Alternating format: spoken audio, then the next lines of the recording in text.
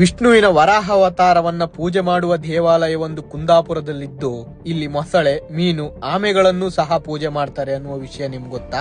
ಅದೇ ವರಾಹ ಸ್ವಾಮಿಯನ್ನ ಪೂಜೆ ಮಾಡುವ ದೇಶದ ಅತ್ಯಪರೂಪದ ದೇವಸ್ಥಾನಗಳಲ್ಲಿ ಒಂದಾದ ಅತ್ಯಂತ ಶಕ್ತಿಶಾಲಿ ದೇವಸ್ಥಾನವೇ ಮಹಾರಾಜ ಶ್ರೀ ವರಾಹ ಸ್ವಾಮಿ ದೇವಸ್ಥಾನ. ಒಂದು ಕಡೆ ಅರಬ್ಬಿ ಸಮುದ್ರ, ಇನ್ನೊಂದು ಕಡೆ ಸೌಪರ್ಣಿಕ ನದಿ ಮಧ್ಯ ಸುಂದರವಾದ ರಸ್ತೆಯನ್ನು ಹೊಂದಿರುವ ದೇಶದ ಅತ್ಯಂತ ಸುಂದರವಾದ ತ್ರಾಸಿ ಮತ್ತು ಮರವಂತೆ ಕಡಲ ತೀರದ ಬಳಿಯಲ್ಲಿ ನೆಲೆಯಾಗಿರುವ 800 ವರ್ಷಗಳ ಇತಿಹಾಸವಿರುವ ದೇವಾಲಯವಿದು. ಗರ್ಭಗುಡಿಯಲ್ಲಿ ಮಹಾವಿಷ್ಣು, ಅಕ್ಕಪಕ್ಕದಲ್ಲಿ ಮಹಾವಿಷ್ಣುವಿನ ಅವತಾರಗಳಾದ ವರಹಸ್ವಾಮಿ ಮತ್ತು ನರಸಿಂಹ ಸ್ವಾಮಿಯನ್ನ ಪೂಜಿಸಲಾಗುವುದು. ಹಿಂದೆ ಒಬ್ಬ ರಾಜ ಪುತ್ರಹತ್ಯೆ ದೋಷದಿಂದ ಬಳಲುತ್ತಿದ್ದ.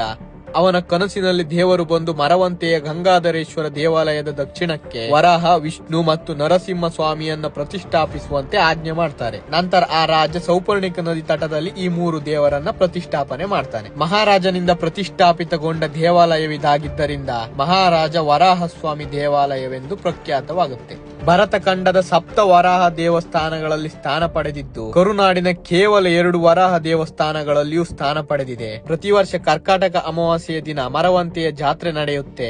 ಆ ದಿನ ಸಮುದ್ರ ಸ್ನಾನ ಮಾಡಿ ದೇವರ ದರ್ಶನ ಪಡೆದರೆ ಸಕಲ ಪಾಪಗಳು ನಿವಾರಣೆಯಾಗುತ್ತೆ ಎನ್ನುವ ನಂಬಿಕೆ ಇದೆ. ಆ ದಿನ ಮೀನು, ಆಮೆ, ಮೊಸಳೆಗಳಿಗೂ ಪೂಜೆ ಮಾಡಲಾಗುತ್ತೆ. 3 ವರ್ಷಕ್ಕೊಮ್ಮೆ 4 ಕಳಸಿನ ಅಕ್ಕಿಯ ಅನ್ನವನ್ನ ಮೊಸಳೆಗೆ ನೈವೇದ್ಯವಾಗಿ ಅರ್ಪಿಸಲಾಗುತ್ತೆ. ಈಗಲೂ ಮೊಸಳೆ ಬಂದು ನೈವೇದ್ಯವನ್ನ ಸ್ವೀಕರಿಸುತ್ತೆ ಎಂದು ನಂಬಲಾಗುತ್ತೆ. ಮೀನುಗಾರರು ಅತಿ ಹೆಚ್ಚಾಗಿ ನಂಬುವ ದೇವಾಲಯವಿದಾಗಿದ್ದು, ಕುಂದಾಪುರ ಟು ಬೈಂದೂರು ಮಾರ್ಗವಾಗಿ ತ್ರಾಸಿ ಮತ್ತು ಮರವಂತೆ ಬೀಚ್ ಕಡೆಗೆ ಬಂದ್ರೆ ತಪ್ಪದೆ ವರಾಹಸ್ವಾಮಿ, ನರಸಿಂಹಸ್ವಾಮಿ ಮತ್ತು ವಿಷ್ಣುವಿನ ದರ್ಶನ ಪಡೆಯಿರಿ. ಖಂಡಿತವಾಗಿ ನಿಮ್ಗೆ ಒಳ್ಳೇದಾಗುತ್ತೆ. ಈ ವಿಡಿಯೋ ನಿಮ್ಗೆ ಇಷ್ಟವಾಗಿದ್ರೆ ಲೈಕ್ ಮಾಡಿ. ಇದೇ ತರಹದ ಇನ್ನಷ್ಟು ವಿಡಿಯೋಗಳಿಗಾಗಿ ನಮ್ಮ ಪೇಜ್ ಅನ್ನ ತಪ್ಪದೆ ಫಾಲೋ ಮಾಡಿ.